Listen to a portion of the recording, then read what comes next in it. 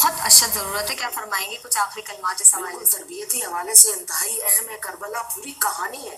میں نے جیسے پہلے کہا کہ ہر رمز بندگی، ہر خدا کے ہاں جو وصف بندگی ہے، جسے خدا محبوب کربلا میں نقطۂ عروج پہ نظر آئے گا، رشتے نقطۂ عروج پہ نظر آئیں گے، خاندانی نظام عروج پر نظر آئے گا، ایک دوسرے کے لیے جان قربان کرتے ہوئے رشتے، اور اس کے ساتھ پورا کربلا پوری ایک اسوہ، ایک راستہ ہے پوری انسانیت کے لیے.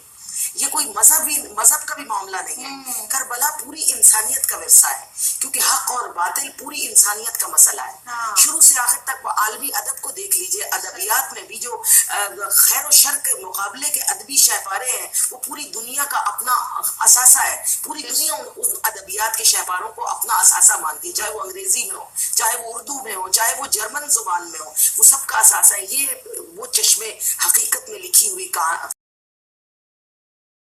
میں دیکھی کربلا، جہاں پر اور ایک طرف مکمل شر ہے.